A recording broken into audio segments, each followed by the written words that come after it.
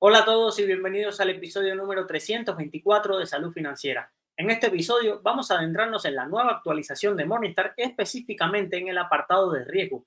Cómo se calcula ese numerito que estamos viendo en la ficha de los fondos acerca del riesgo y también el perfil que se le asigna a ese fondo. A través de una pregunta que me ha hecho llegar un usuario, vamos a adentrarnos en este score, cómo lo utilizaría y quiero advertirte porque hay fallos dentro de ese score, o al menos más que fallos, creo que puede llevar a bastantes malinterpretaciones. Entonces, antes que lo empieces a usar, antes que empieces a familiarizarte con los datos que estás mostrando e incluso a tomar decisiones basadas en los datos que muestran las nuevas fichas de Monetar, creo que es importante entender cómo funciona y cómo se calcula. En particular, vamos a centrarnos hoy en el apartado de riesgo, pero hay muchas estadísticas nuevas en esas fichas que creo que os pueden llevar a confusión y por eso quiero adentrarme en este mundo. También recordaros que en la web de Astralis, en el blog, hay un vídeo, bueno, hay un vídeo y también un artículo con una actualización bastante completa de todos los cambios y todas las novedades. Si quieres enviar tu pregunta, también puedes hacerlo al 614-239-639, que es el WhatsApp que utilizamos para preguntas, dudas,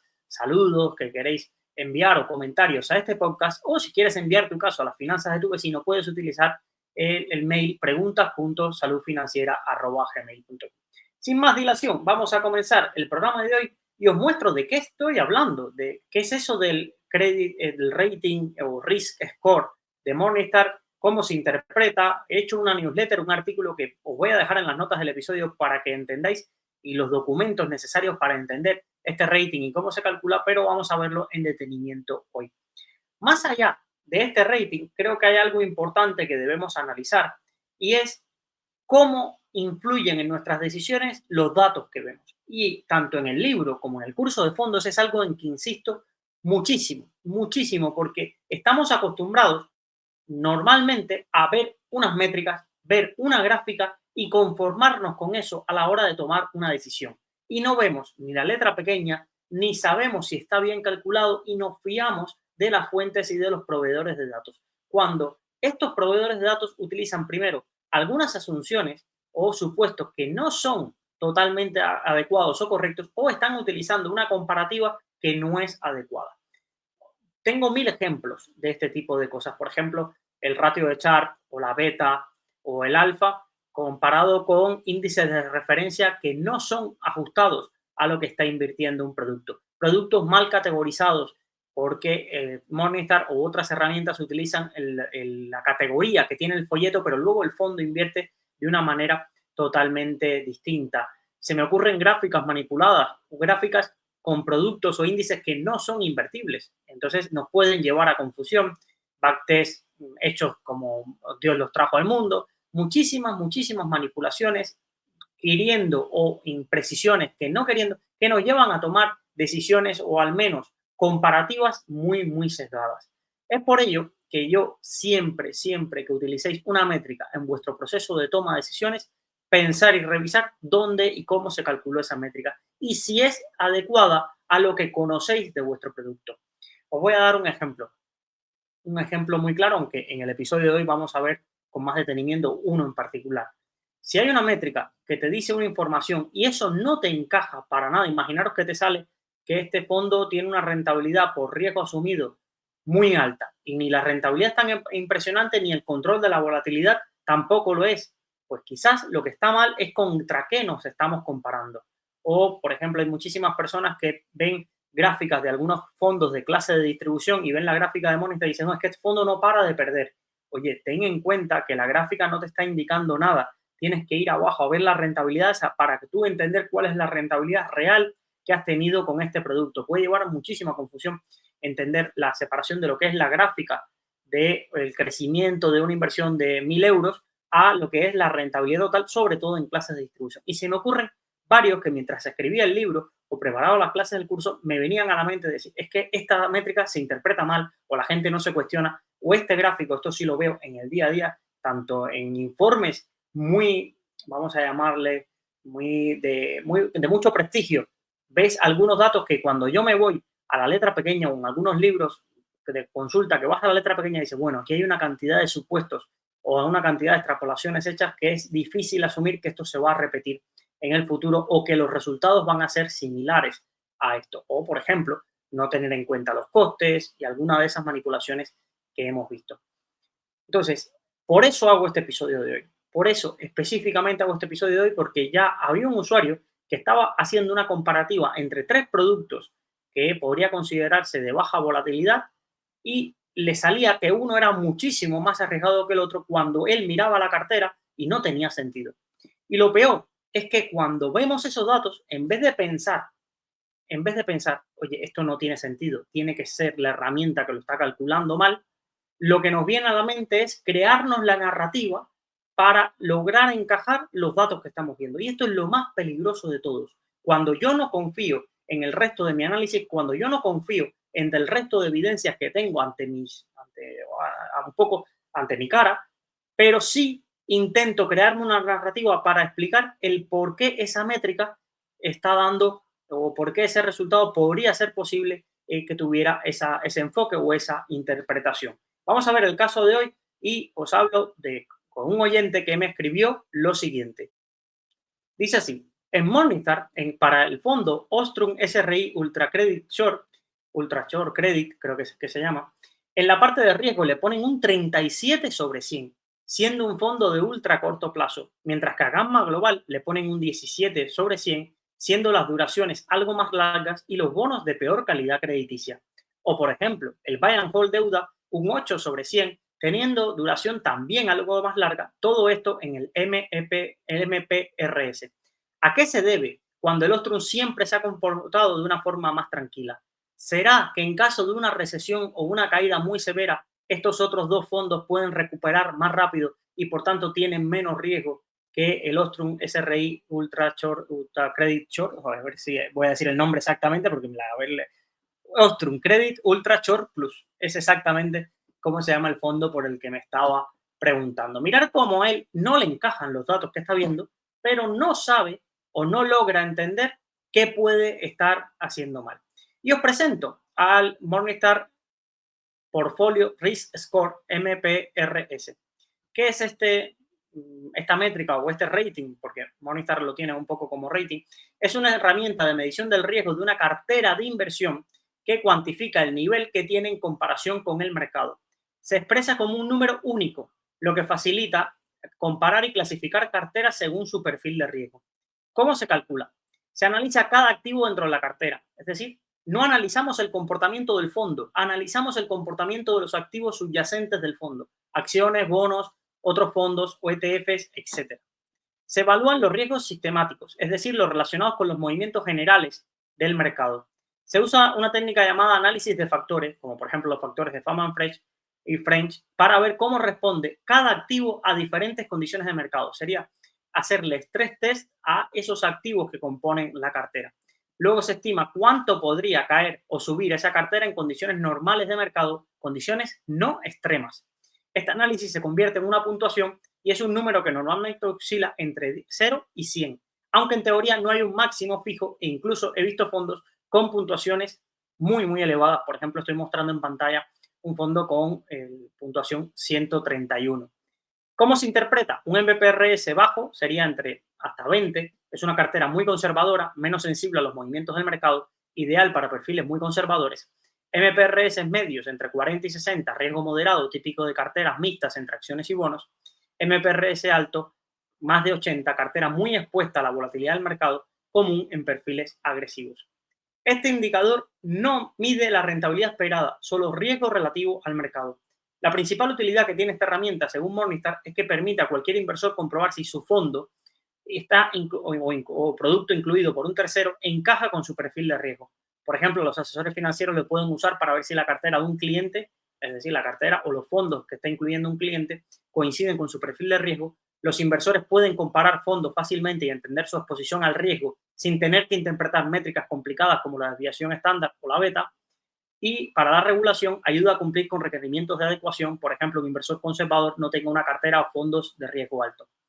Tradicionalmente, la web de Morningstar había utilizado datos muy enfocados al pasado y con muy poco valor predictivo según el entorno donde hubiera navegado el inversor.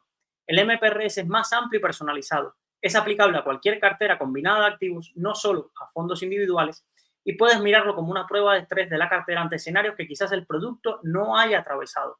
Una de las cosas que cuando estamos viendo fondos, sobre todo los fondos que tienen muy poco track record o muy poco historial, es que estamos viendo la volatilidad, estamos viendo la máxima caída en escenarios que el fondo ha pasado, pero no implica que ese fondo se hubiese comportado de esa misma forma o que esos activos se hubiesen comportado de esa misma forma ante un entorno muy pesimista. Pensar un fondo de, vamos a pensar, de renta variable global lanzado en 2021. Imaginaros que es renta variable global sin mucha exposición a Estados Unidos. Quizás nos llevaríamos a confusión pensando que la máxima caída que puede tener ese fondo o que la volatilidad que tiene es la asociada a 2022. Cuando, por ejemplo, si fuese un fondo europeo, a finales de 2010, entre 2010 y 2012, podría haber tenido periodos difíciles, habría que analizar el día del Brexit, habría que analizar cómo se comportó en la crisis sanitaria. Todos esos escenarios se nos quedan fuera y la estadística de la volatilidad, todas las estadísticas que estamos viendo del fondo, a pesar de ser una visión al pasado, no nos dicen la foto completa de cómo se hubiera comportado ese producto. El MPRS lo que intenta es, oye, yo miro una cartera, simulo cómo se habrían comportado los activos de esa cartera ante distintos escenarios que pueden haber pasado o no, y atendiendo a esos resultados le voy y le asigno un perfil de riesgo. Punto importante o supuestos y principales limitaciones que tiene esta herramienta. Aquí lo primero que nos tiene que venir a la mente, y me gustaría que ya habríais reflexionado o pensar, oye, ¿qué limitaciones puede llegar a tener? Lo primero es que se requiere un historial de retorno mensual para cada acción, activo subyacente, ETF, fondo de inversión que se utilice. Si no tienes un historial de retorno mensual, no vas a poder analizar tanto ese pasado como para entender también cuál habrá sido el comportamiento de ese activo. El periodo estándar de análisis son 36 meses de datos de precios y retornos, aunque Morningstar puede trabajar con menos en ciertos casos. Si un activo no tiene al menos entre 2 y 36 meses de datos históricos fiables, su análisis será limitado o no podrá incluirse directamente. Si un activo no está cubierto o no tiene suficientes datos, Morningstar hace lo siguiente. Busca sustitutos, puede mapear el activo a un índice de referencia similar o un fondo comparable, usa proxies, por ejemplo, si un ETF poco conocido de renta variable emergente puede usar uno más conocido de características similares, asigna riesgo nulo si no hay información útil, si no se puede determinar el tipo de activo ni encontrar un proxy, se puede asignar un peso neutro que no contribuya al riesgo de la cartera. Esto, por tanto, puede distorsionar el MPRS final. Esto implica que los resultados potenciales del MPRS pueden subestimar el riesgo real si hay activos sin datos adecuados. Pensar un momento. Luis, ¿y qué cantidad de activos cubre el MPRS? Morningstar es una casa de análisis que todo el mundo la tiene localizada en fondos y ETF, pero tiene bajo su cobertura, a veces por analistas, a veces por sus sistemas, por sus métricas y sus algoritmos que han creado, cubren una cantidad importante de productos. Por ejemplo, por fondos, tienen aproximadamente 1.200 clases de fondos canadienses, 8.250 clases de fondos europeos, 900 de Reino Unido, 2.500 de Estados Unidos. Por activos también tenía el dato de que, por ejemplo, en acciones cubren 3.500 norteamericanas, 6.500 europeas, 1.100 del Reino Unido y 7.500 de Estados Unidos. Por bonos cubren 10.000 bonos de Canadá, 38.000 bonos listados en Europa, 8.500 bonos listados en el Reino Unido y más de 2,5 millones de bonos listados en Estados Unidos. El Reino Unido 8.500, Estados Unidos 2.500.000 bonos. Cubren bastante el universo. Pero aquí tenemos un enfoque. Oye, habrá productos que por el poco tiempo que lleven en cartera o por lo singulares que sean, productos o estrategias, se queden fuera. Porque el MPRS lo que está analizando es cómo se han comportado esos productos, pero no la mezcla.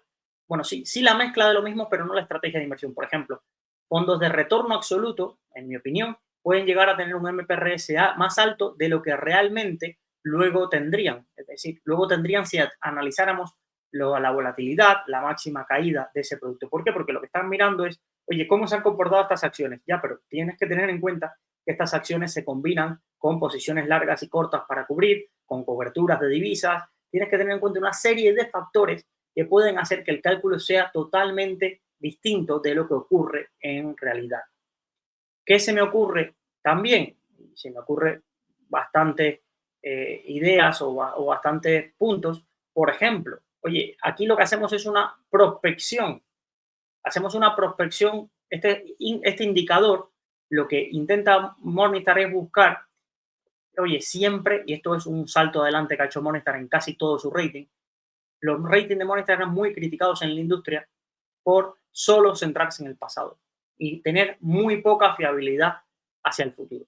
Morningstar cambió los ratings, bueno, no cambió, añadió el rating Gold, Silver y Bronze y Neutral y Negative para intentar dar un poco de valor predictivo, ya sea por sus analistas o por sus algoritmos, de qué fondos ellos creen que lo harán mejor en los próximos años. Eso en la parte de renta variable y de los fondos de inversión. Ahora, dentro de este mundo del riesgo, sí tenían datos que mostraba Morningstar acerca, por ejemplo, datos que calculaban, no eran solo de ellos, cualquiera podría calcular esos datos de un fondo acerca de la beta, que ya sabéis que es la volatilidad de un activo frente a su índice de referencia, de tener en cuenta el ratio de Sharpe, cuántos puntos de rentabilidad obtenido por cada punto de desviación estándar asumida, oye, cuánto he tenido de máxima caída. Hay una serie de métricas que estaban muy enfocadas al pasado. Y Morningstar, con este lanzamiento que ha sido 2022-2023, es cuando han cambiado la metodología del cálculo de riesgo de una cartera o de un producto para añadir este MPRS, lo que intenta decir es, oye, yo te voy a intentar dar una métrica, un número, que te va a servir a ti de guía para entender si este producto es arriesgado o no, o cuán arriesgado es este producto y para qué perfil deberían ser más enfocados los mismos. Y por eso se lanza hacia el futuro. Pero yo cuestiono un poco poder hacer estas interpretaciones. ¿Y por qué hacer esas interpretaciones? Porque las carteras cambian. Las carteras, ¿cuántos fondos hemos visto que teníamos una cartera con la que estábamos muy a gusto y de pronto los gestores cambia ese fondo o cambia la metodología y los activos cambian? Bueno, Luis, pero es que aquí el MPRS entonces analizaría los nuevos activos y subiría ese numerito, sí, pero habría que ver en qué decalaje ocurre. Segundo problema que te vas a encontrar, hay muy pocos fondos a día de hoy, y podéis navegar por las fichas de Morningstar, muy pocos fondos con este numerito añadido. Hay poquísimos. He estado buscando, en España hay un poco más, dentro de los internacionales hay pocos. Y no es el mismo número, aunque sí muy parecido, según la clase de los productos.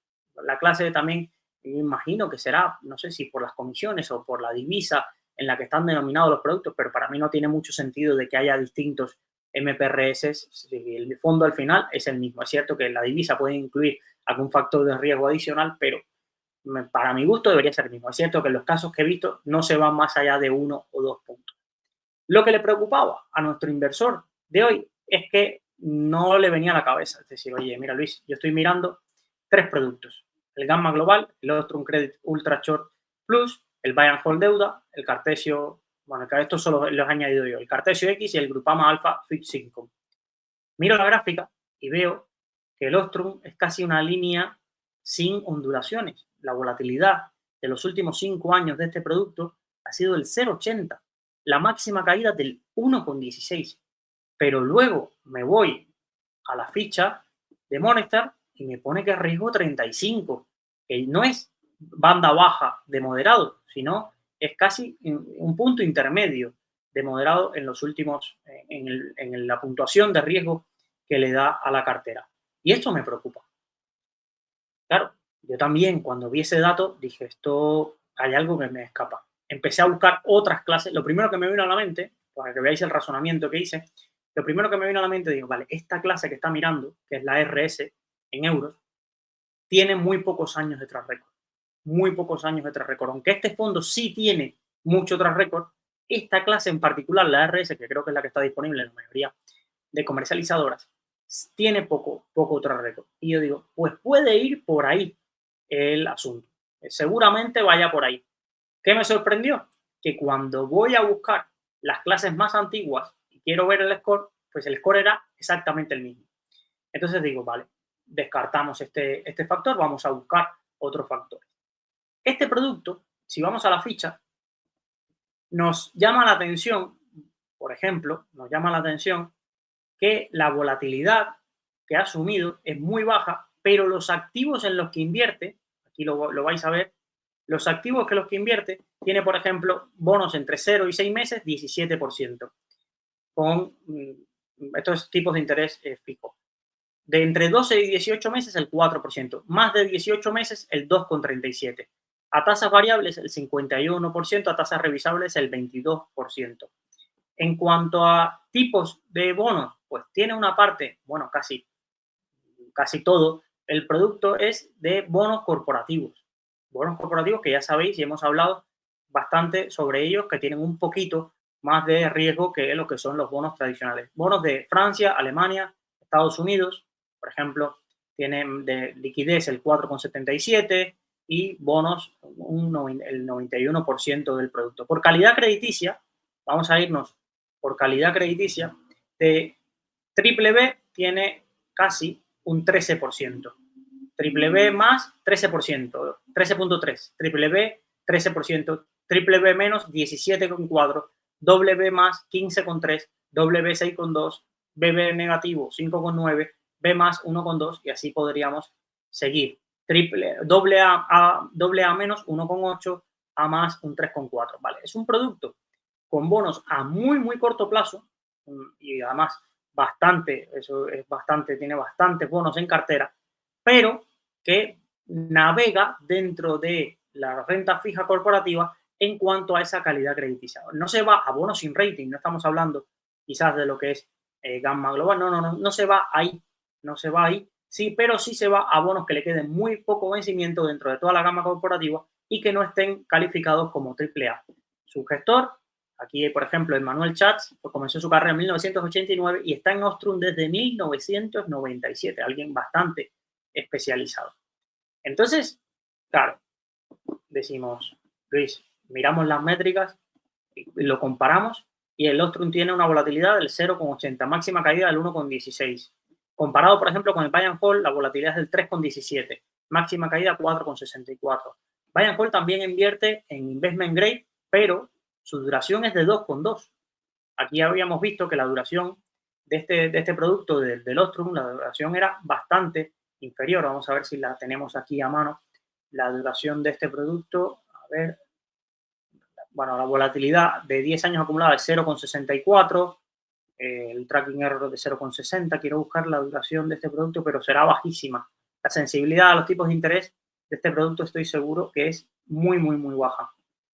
A ver, creo que ese es 0,14, creo que está por aquí, pero muy baja. Vale, y me voy a Buy and Hold, y lo que me encuentro es duraciones netas del 2,2. 57 bonos, casi todos Investment Grade. Triple A no hay nada, doble A 17,6, A 22,3, triple B 60,1. Divisa euro, áreas geográficas divididos entre zona euro, resto de Europa, bonos 96%, liquidez 3,7. Entonces, oye, no es un fondo que podamos decir, oye, muy arriesgado. No lo es. La volatilidad en los últimos 12 meses, 0,9. Pero frente al Ostrum, claro que tiene un poco de más riesgo y eso lo muestra la volatilidad y la máxima caída. Es cierto que en los últimos 5 años este fondo, el Buy and Hold Deuda, cambió y tiene solo ahora 100% Investment Grade, que esto es un punto que le da un poquito menos de riesgo en cuanto al rating crediticio de las emisiones que tiene en cartera. Si os preguntáis por Gamma Global, volatilidad del 3,46, máxima caída del 2,92 en los últimos 3 años, que es el periodo más largo que recogen las estadísticas de FINE. Pero es que me fui a comprobar con otros 2 productos, porque claro, el otro tenía 35, pero es que me voy a un Cartesio X, que tiene, ahora lo vais a ver, en su asignación de activos, Cartesio tiene un 21% en acciones, un 76% en bonos, y luego en bonos convertibles un 2% y en liquidez un 0,18. Claro, el Cartesio me aparece con puntuación 42, muy similar, cuando su volatilidad en los últimos 5 años ha sido del 6,33, en los últimos 10 del 5,90, su máxima caída del 11,84. Es que cualquiera que mire 34,42 piensa que no hay diferencias, y claro que hay diferencias, claro que hay diferencias.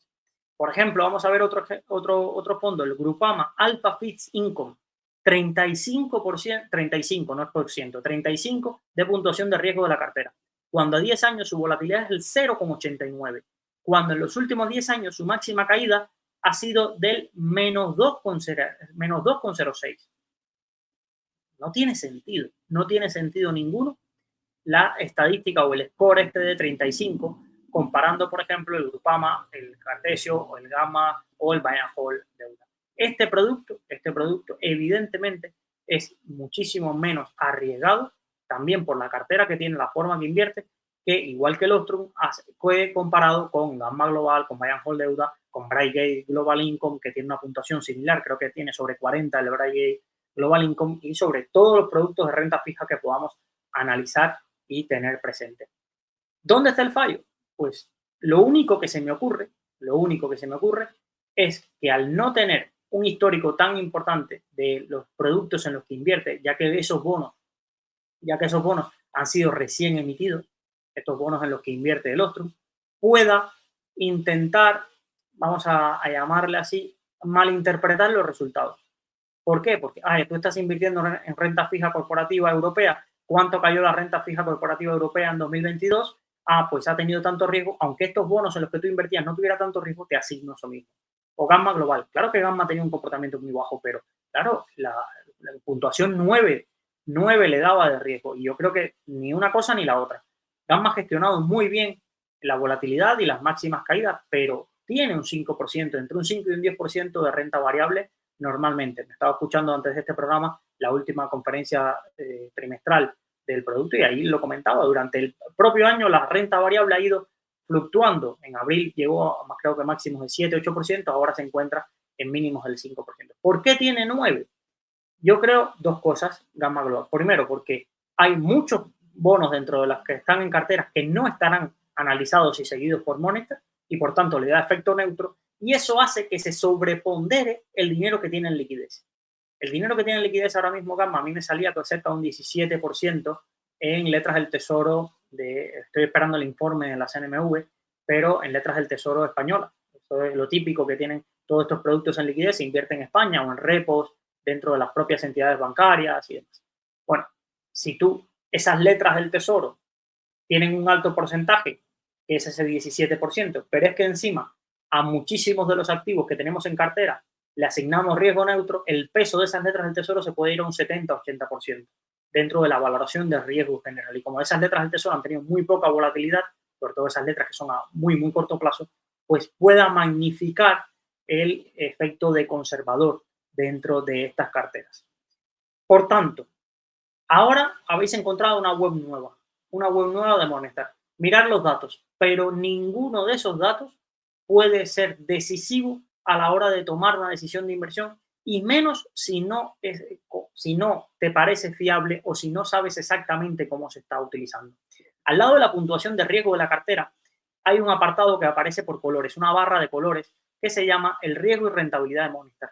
Esto no tiene que ver con la puntuación de riesgo de la cartera, sino tiene que ver, voy a decirlo mejor dicho, tiene que ver, pero lo que va a analizar es el riesgo monetario, es una evaluación de la variación de los rendimientos mensuales de una inversión comparado con inversiones similares. Cuanto mayor sea la variación, mayor será la puntuación de riesgo. Es decir, como toca. No tiene que ver con el numerito, pero sí tiene que ver con el comportamiento pasado del fondo. Incluso si cambiamos los años, puede cambiar la valoración. Por ejemplo, se divide entre bajo riesgo respecto a su categoría, inferior a la media de su categoría, riesgo medio, riesgo superior a la media de su categoría y riesgo elevado.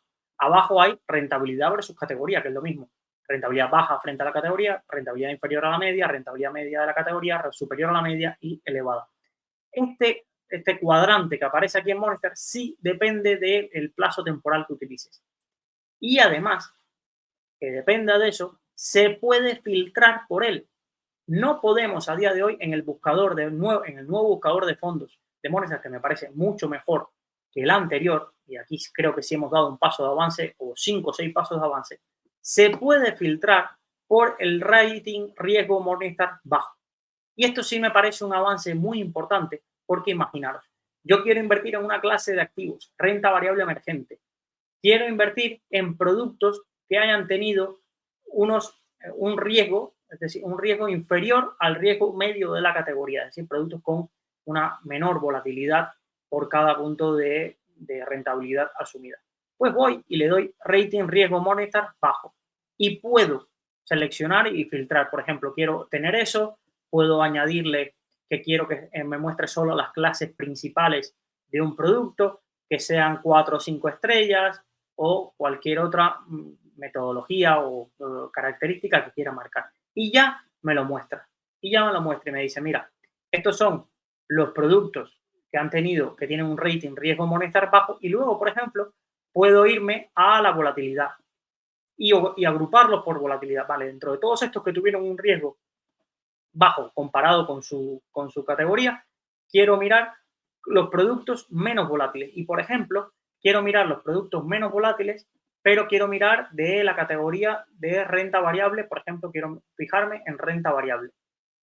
De renta variable quiero ver esos productos que han sido que tienen un riesgo inferior a su categoría y que tienen una volatilidad muy baja. Aquí nos aparece, por ejemplo, el Pictet Atlas o nos aparece, por ejemplo, productos muy conocidos como el Robeco European Conservative Equity, el Robeco Emerging Market Conservative Equity y así podríamos buscar el Uniglobal Defensive, el DWS SGQI Low Volatility Europe, el Trojan Income.